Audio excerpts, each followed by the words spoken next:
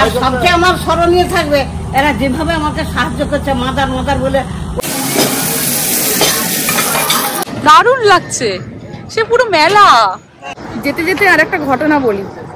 এই রেস্টুরেন্টটায় প্রায় 3 বছর আগে যখন একবার এসেছিলাম,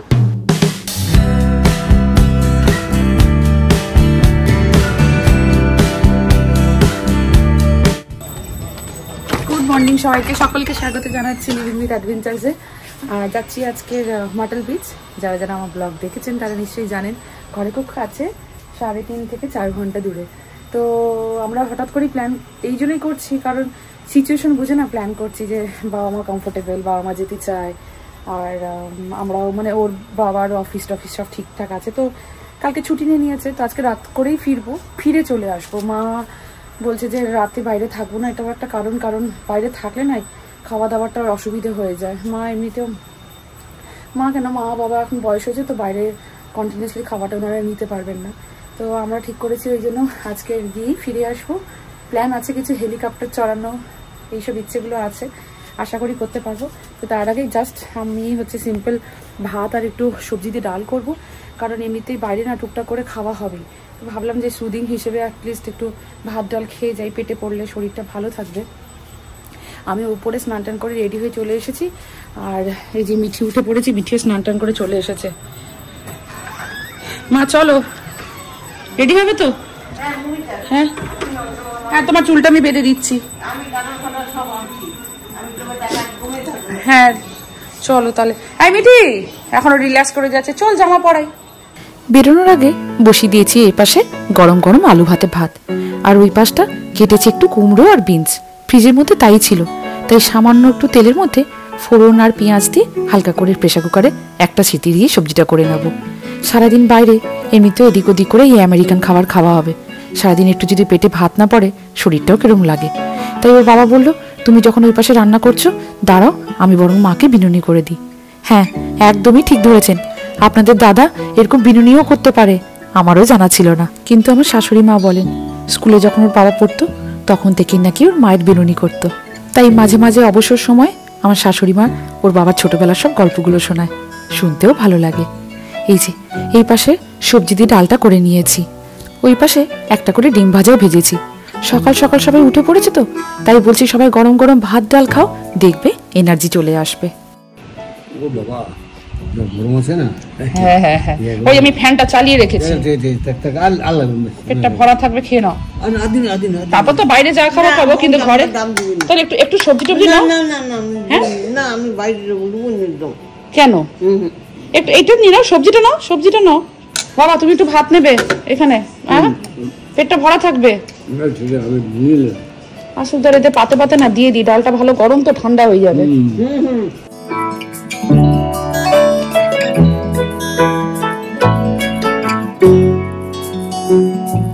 অলমোস্ট রেডি, এবার গাড়ি তুলবো।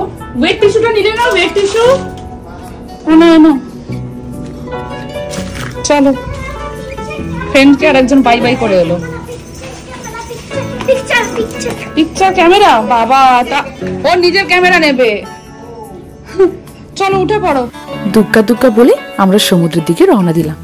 আজকে যাচ্ছি মাটাল বিচ, বাড়ি থেকে নাই করে ওই 3.5 থেকে 4 ঘন্টা দূরে। বেশ সুন্দর জায়গা, আমার বাবা মাও যখন এসেছিলেন ওখানে নিয়ে গেছিলাম। তবে আজকের ঘুরতে যাওয়ার একটাই মেন উদ্দেশ্য জানেন, আমার শ্বশুরমশাই শাশুড়ি মাকে চড়াবো আজকে হেলিকপ্টার।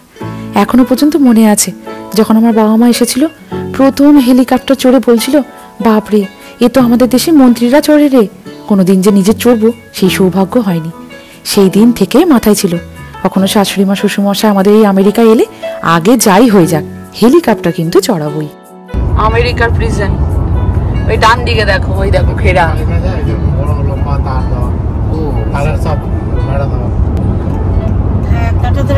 অনেক উঁচু করে টপকে পালাইতে পারে না, কেউ টপকাতে পারবে না। বলো কখন একটু নামবো বাবা, আমি বুঝতে পারছি, দাঁড়া একটু না সোজা হলে অসুবিধা, বুঝতে পারছি, দাঁড়া নামবে। গাড়িটা একটু দাঁড় করালাম, একটু হাত পা মানে সবার বসে গেছে। মিঠি অনেকক্ষণ থেকে বলছে কতক্ষণ পরে নামবো, তো এখনো 1.5 ঘন্টার রাস্তা, মানে 1 ঘন্টা 45 মিনিটের মতো রাস্তা বিচে যেতে। আর ওই জন্য একটু ম্যাট দিতে দাঁড়ালাম। এই টুকটাক যদি খাই আমরা, একটু টুকটাক খাবো, আর একটু ওয়াশরুমে যাব সবাই। এই যে আস্তে আস্তে করে সব বের করছে। মিঠিকে কোলে করে নামিয়ে দাও, নিচে খাবারের ব্যাগটা আছে। চিপি খুঁজছে। চিপিটা পেয়েছো? ও এই তো এই তো এই তো এই তো এই তো চিপিটা। গাড়িতে আস্তে আস্তে মোটামুটি ওই চিপস বিস্কুট এইগুলো খাওয়া হয়ে গেছে। তাই বললাম 1.5 থেকে প্রায় 2 ঘন্টা হয়ে গেছে, চলো বরং একটা জায়গায় নামি। তাই বাবা আমাকে নিয়ে যাচ্ছি ম্যাকডোনাল্ডসে। আমেরিকার প্রিয় বার্গার জাতীয় খাবার এখনো পর্যন্ত শ্বশুরমশাই শাশুড়ি মাকে খাওয়ানো হয়নি। তাই burger, French fries, chicken nuggets ওর বাবাকে বললাম সব রকম তুমি অর্ডার দাও, একটু একটু করে ট্রাই করাই, নিশ্চয়ই ভালো লাগবে।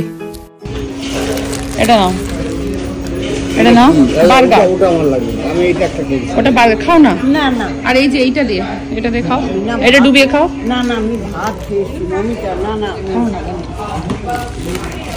বার্গারটা খাও, বার্গারটা খাও, খেয়ে দেখো এখানকার বার্গার।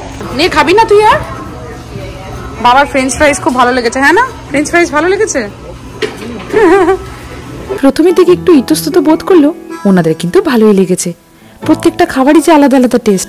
তাই বলছে মৌমিতা, এইখানে দেখছি কিছু হোক না হোক সবার টেবিলে ওই ফ্রেঞ্চ ফ্রাইসটা আছে, মানে মুচমুচে আলু ভাজা। খুব পছন্দ হয়েছে আমার শ্বশুরমশাই। আমাদের এখানে টুকটাক খাওয়া দাওয়া হয়ে গেল। মাদের ফ্রেঞ্চ ফ্রাইস, চিকেন নাগেটস বেশ ভালো লেগেছে। আর ছোট ছোট করে ট্রাই করানোর খুব ইচ্ছে ছিল, সেইগুলোই ট্রাই করলাম। ভালো তাপ, 30 ডিগ্রি। তো বিচ সাইডে একটু দেরি করে যাওয়াটাই বেটার, বালির গরমটা খুব থাকে। তো আমাদের ফার্স্ট যে প্ল্যানটা সেটা হচ্ছে হেলিকপ্টারের কাছে যাব, কারণ 9টা অবধি খোলা, সো সেফ সাইডে, ওটা কোনো প্রবলেম নেই। ব্যাস একটু খাওয়া দাওয়া হয়ে গেল, একটু হাঁটা চলা হয়ে গেল, এবার একটু বসতে আবার ভালো লাগবে। চলো বাবা, আস্তে আস্তে আসো, আসো, চলে আসো, চলে আসো। আমেরিকান ফাস্ট ফুডকে কেমন লাগলো? ভালো লাগছে। আমরা তো ওই টেস্ট করার জন্য তো খেলাম সব। তোমার বেস্ট কোনটা লেগেছে? Burger system itself is good, আর কি বলবো। না, তোমার কোন খাবারটা? খাবারটা তো বার্গারটা বেস্ট বলতে পারো, মানে চিকেন ইয়ে আছে না। হ্যাঁ, চিকেন দিয়ে। ওটা আমি ইন্টারেস্টিং কেন খেতে চাইলাম, নামটা জানতে চাইলাম। মানে দুটো করে 2-4টা করে হাউ হাউ করে খেয়ে তারপরে ওই কোল্ড ড্রিঙ্কস খেলো। কি এত এটা ইন্টারেস্টিং, এরা এত হাউ করে খাচ্ছে, মুখে 2-4টা করে পুড়ে দিচ্ছে একদম। হ্যাঁ হ্যাঁ, ওই ফ্রেঞ্চ ফ্রাইস। মা, তোমার কোনটা ভালো লেগেছে, কোন খাবারটা? সবগুলোই ভালো লাগছে। নাগেটস, মা নাগেটস বেশি বোনায় ভালো লেগেছে। না, আমার বার্গারটা ভালো লাগছে, ওই জন্য বলছিলাম টেস্ট করো, ভালো লাগবে। 3-4 ঘন্টার রাস্তা থাকলে মোটামুটি 1-2 ঘন্টা পর একটু হলেও দাঁড়াতে হয়, একটু হাত পাটা ছেড়ে যায়। ব্যাস মোটামুটি আমাদের এই টুকটাক খাওয়া দাওয়া হয়ে গেছে। যেতে যেতে ওর বাবা বলল রাস্তার মাঝেই পড়বে মার্টেল বিচের ভিজিটিং সেন্টার, যেখানে পপকর্ন, কোল্ড ড্রিঙ্কস সবকিছু ফ্রি, যত ইচ্ছে নিতে পারে। তাই আমি বললাম এক কাজ করি, আমি বরং মিঠিকে নিয়ে মাকে নিয়ে গাড়িতে বসে আছি, তুমি বরং শ্বশুরমশাইকে নিয়ে ভেতরে ঘুরে এসো। এখানকার ভিজিটিং সেন্টার কিরকম হয় বাবাও একটু চোখে দেখবে। ওরা বলছে যে এটা তোমার পার টেবিলে $10 অফ গিফট সার্টিফিকেট। ভেতরে ঢুকে ওর বাবা জানতে পারলো পপকর্ন, কোল্ড ড্রিঙ্কস ছাড়াও বিভিন্ন রেস্টুরেন্টের কুপনও আছে। আপনার যেটা ভালো লাগবে আপনি নিতে পারেন। শুধু আবার রেস্টুরেন্ট নয়, বিভিন্ন রাইডস বা অ্যাডভেঞ্চারাস যা যা করার আছে সমুদ্রের ধারে সব কিছু এখানে মোটামুটি কুপন পাওয়া যায়। এখান থেকে কুপন নিলে কিছু অংশে আপনার ছাড়ও পাওয়া যায়। এই যে হেলিকপ্টারে যাব সেটারই ম্যাপটা নিয়ে এসছে ওর বাবা। কোল্ড ড্রিঙ্কস আর পপকর্ন রাস্তা যেতে যেতে টুকটুক করে খাওয়া হয়ে যাবে। এই যে ওর বাবা কয়েকটা কুপন নিয়ে এসছে, যাই না যাই বললো রেখে দাও, যদি মনে হয় তখন হ্যাঁ একবার ট্রাই করা যাবে। ব্যাস সোজা আমাদের গন্তব্যস্থল হেলিকপ্টার ট্যুরে চলে এলাম। ওর বাবা বলে আগে হেলিকপ্টারটা করে নি, তার মধ্যে খিদে পেলে একটা রেস্টুরেন্ট না হয় খেতে চলে যাব। এই হেলিকপ্টার ট্যুর আবার আটলান্টিক মহাসাগরের উপর দিয়েও ঘোরাবে, ভারী অদ্ভুত না?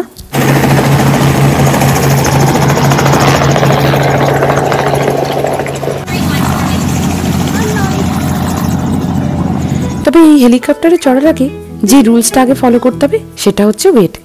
যাত্রীদের আগে ওয়েটটা ওনারা চেক করে নেন, হয়তো মিনিমাম কিছু ওয়েট থাকে, তার উপরে ক্রস করলে হয়তো হেলিকপ্টারে যাওয়া যাবে না। যার কি এই ক্ষেত্রে আমার শ্বশুরমশাই শাশুড়ি মা যে পাশ করে গেছেন এটাই অনেক। তবে ইচ্ছে ছিল বাবা মায়ের সাথে হয় ওর বাবা নইলে আমি যাব, কিন্তু এখন আবার রুলসটা চেঞ্জ হয়ে গেছে, শুধুমাত্র 2জনই যাত্রী বসতে পারবেন। তবে আমার বাবা মা যখন এসেছিলেন 3 জন কিন্তু যেতে পারে, তাই আমার বাবা মায়ের সাথে গিয়েছিলাম। দাঁড়ান, 2019 সালে হেলিকপ্টারে আমার প্রথম চড়া বাবা মায়ের সাথে সেই ভিডিওটা আপনার সাথে শেয়ার করব। যেহেতু আমার শাশুড়ি মায়ের বাঁ হাতে একটু অসুবিধে আছে, তাই ভর দিয়ে উঠতে পারবেন না বলে ওনারা আবার একটা ছোট টুল দিয়ে দিলেন, যাতে আস্তে আস্তে করে ওনারা উঠতে পারেন। এই দেখুন কিরকম যত্ন সহকারে কিরকম আস্তে আস্তে করে ওনাদেরকে হেলিকপ্টারে ওঠাচ্ছেন।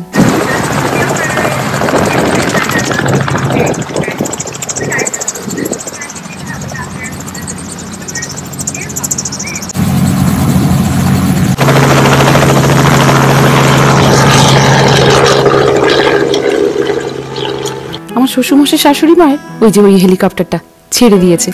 মনে মনে শুধু ভাবছি ভয় না পেলেই হলো। তবে আপনাদেরকে যে বলেছিলাম আমার বাবা মা 2019 সালে এসেছিল মিঠির জন্মের সময়, তখনও বাবা মাকে হেলিকপ্টার চড়িয়েছিলাম। এই দেখুন তারই কিছু স্মৃতি। এই যে যিনি হাঁটছেন হেলিকপ্টারে দেখে ইনিই আমার মা, পাশে ওই লাল কালার জামা পরা আমার বাবা। ওর বাবার আগে হেলিকপ্টার চড়া আছে, কিন্তু আমার মা বাবার জীবনে প্রথম হেলিকপ্টার চড়া। সুদূর আটলান্টিক মহাসাগর, তার উপর দিয়ে হেলিকপ্টার ছুটে বেড়াচ্ছে, ভেবেই কেমন অবাক লাগে জানেন।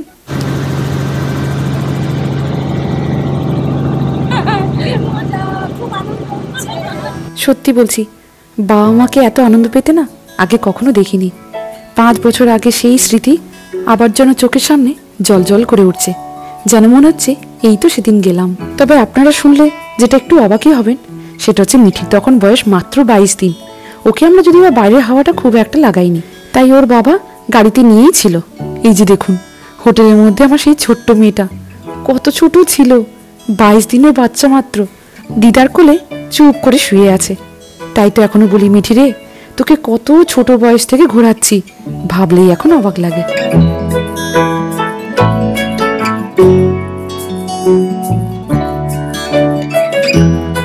আমার শ্বশুরমশাই শাশুড়ি মায়ের হেলিকপ্টার ট্যুর হয়ে গেল। তবে একটা জিনিস প্রথম থেকেই লক্ষ্য করছি, বয়স্ক মানুষদের কি সুন্দর যত্ন সহকারে ওনারা ওঠাচ্ছেন, আবার নামিয়েও দিচ্ছেন, ভালো করে বুঝিয়ে দিচ্ছেন কোন পাশ দিয়ে যেতে হবে। ওই দেখুন মায়ের হাত ধরে ধরে আস্তে আস্তে করে এগিয়ে দিচ্ছেন, আর পেছনে আমার শ্বশুরমশাই গুটি গুটি পায়ে এগিয়ে আসছেন।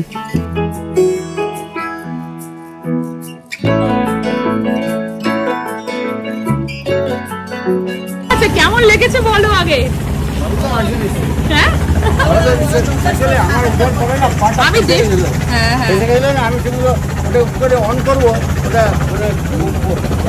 মাঝে মাঝে একবার দুবার যাচ্ছে না, ওটাকে কন্ট্রোল করা মুশকিল।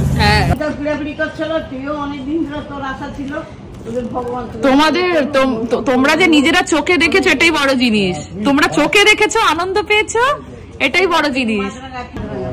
যাক আমাদের একটা অ্যাচিভমেন্ট হলো। নেক্সট হ্যাঁ আমি বলছি তো, মনে জোর রাখো, চিন্তা করতে নেই, ভাবতে নেই, শুধু বুঝতে পারছো তো সবকিছু হয়ে যায়। রকমের অভিজ্ঞতা এরকম সত্যিকার এরকম সিনারি গাছপালা কত হাজার হাজার আমি জীবনেও দেখিনি। গাছপালা তো ছাড়ো, হেলিকপ্টারের এক্সপেরিয়েন্স। আর সবচেয়ে আমার স্মরণীয় থাকবে এরা যেভাবে আমাকে সাহায্য করছে, মাদার বলে ওই ছেলেটা তুলে এগিয়ে দিচ্ছে, হাতে ধরে ই করে দিচ্ছে, কোমরে ধরে এগুলো সাবধান করে বসাচ্ছে, সে যে হেলিকপ্টার চালাচ্ছে না। আমি এক্সপেক্ট করি ওরা টুল আছে বলে, আমি ওটা এক্সপেক্ট করি টুল আছে, টুলের উপর ওই মিঠির মতো পুরো টুল। আর সেই যে চালাচ্ছে মেয়েটা মেয়ে চালিয়েছে, ওটা তো আমিও অবাক হই। ছোট মানে কম বয়স। খুব আমাকে তাহলে আমরা খেতে এলাম Bombay at the beach Indian cuisine. এটা এই রেস্টুরেন্টটা আমাদের খেতে ভালো লাগে, অনেকবার এসেছি। যেতে যেতে আর একটা ঘটনা বলি, এই রেস্টুরেন্টে প্রায় 3 বছর আগে যখন একবার এসেছিলাম খেয়েছি, খাওয়া দাওয়া হয়েও গেছে। হঠাৎ করে বাড়ি থেকে কল আসে যে বাবা আমার শ্বশুরমশাই পড়ে গিয়েছিলাম, পড়ে গিয়ে মানে স্টিল হয়ে গেছে, মানে কোনো রেসপন্স পাচ্ছিল না। সঙ্গে সঙ্গে আমার ভাসুর মানে ওর দাদা ফোন করে যে বাবার এরকম অবস্থা। আমরা এই রেস্টুরেন্ট থেকে এমন ভাবে বেরিয়েছি, পুরো রাস্তা 4 ঘন্টা টেনশনে গাড়ি চালিয়েছি। তাই আজকে অনিন্দ বলছে কোনোদিন ভাবিনি রেস্টুরেন্টে বাবা মাকে নিয়ে আসতে পারবো, তাই না? এটা কিন্তু সত্যি কখনো ভাবিনি। বাবা মায়ের অভিজ্ঞতাটা সত্যি খুব ভালো হলো, বারংবার বলে যাচ্ছে তোরা ভালো থাকিস, সুস্থ থাকিস। ওনাদের এই আশীর্বাদটাই আমাদের কাছে অনেক বড় পাওয়া। ব্যাস বেলাও অনেকটা হয়ে গেছে, তাই ভাবলাম একটু রেস্টুরেন্ট এসে খাওয়া দাওয়া করে নিই, তারপর যাব সমুদ্রের ধারে।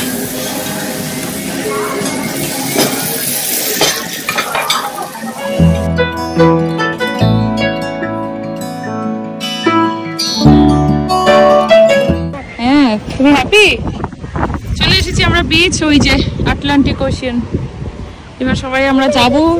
খুব সুন্দর ওয়েদার, সানসেট হচ্ছে, ভালো মানে হাওয়া দিচ্ছে, খুব ভালো লাগছে। দাদুকে লাগিয়ে দেবো। আর একজনের চিন্তা, বেশ বিচ পেয়েছে, খুব বড় হোটেল এটা, বেশ একদম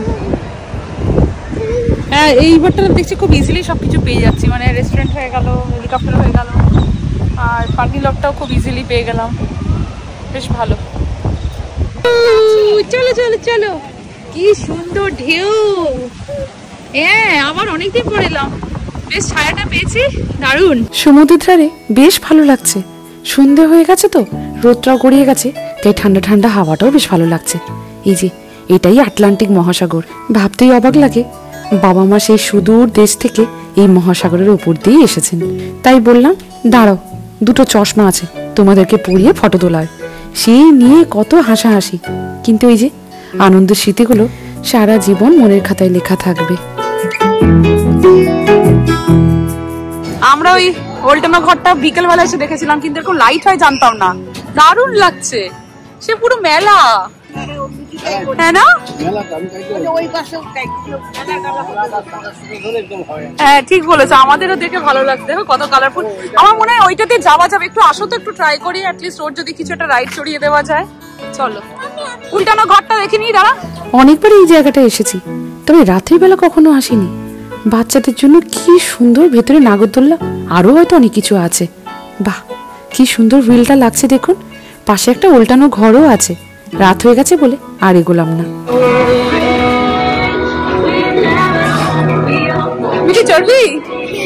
হ্যাঁ, ট্রেন আসছে। হ্যাঁ না, এটা তো অনেক উঁচু বাবা, দেরি হয়ে যাবে। এইগুলো দেখ, এইখানে দেখ, এই দেখ পেছনে গাড়ি, আর এই যে ট্রেন, মিঠি ট্রেন ট্রেন। নাই নাই করে ঘড়ি কাটা 9টা। তাই ওর বাবাকে বললাম চলো না, এত দূর যখন এসেছি ভেতরে কি আছে দেখি, বাচ্চাটা যদি কিছু ভালো লাগে ওকে না একটু চড়িয়ে দেবো। ওই ছোট ছোট রাইডসগুলো আছে, তাতেই তার খুব আনন্দ। বারবার বলে যাচ্ছে পাপা এটার পরে আবার একটা চড়বো, অন্য কিছু নাকি দেখে রেখেছে।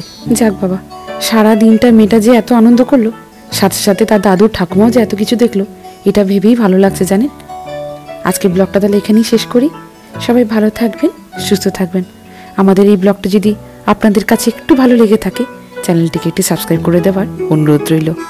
লাইক করবেন, কমেন্ট করে জানাবেন এই ব্লগটা আপনাদের কেমন লাগলো। আর এই পারিবারিক ব্লগগুলো যদি আপনাদের ভালো লেগে থাকে, বন্ধুদের মধ্যে একটু শেয়ার করে দেওয়ার অনুরোধ রইল। খুব তাড়াতাড়ি আসছি আরও একটা পারিবারিক ব্লগ নিয়ে। এই যে বাবা মেয়ে চড়ছে আরও একটা রাইডস, কিছুতেই তার মন ভরে না। বাড়ি যাব সেই 4 ঘন্টা বাকি জানেন, 10টা থেকে 10:30 হতে চললো। বললাম এবার চলো, আর রাত করা ঠিক হবে না, কারণ সেই বাড়িতে পৌঁছতে পৌঁছতে 1:30টা বেজেই যাবে। টুকটাক যা খাবার দাবার ছিল সেইগুলোই আমাদের হয়ে গেছে, বেলা করে খেয়েছি তো, কারোর আর সেরকম খিদে নেই। ব্যাস, এই আজকের পর্ব আমাদের এখানেই শেষ। সবাই কম বেশি খুব ক্লান্ত হয়ে পড়েছি জানেন। বাড়িতে গিয়েই ব্যাস ফ্রেশ হয়ে সোজা একদম বিছানা। আজ আসি, খুব তাড়াতাড়ি আসছি আরও একটা পারিবারিক ব্লগ নিয়ে।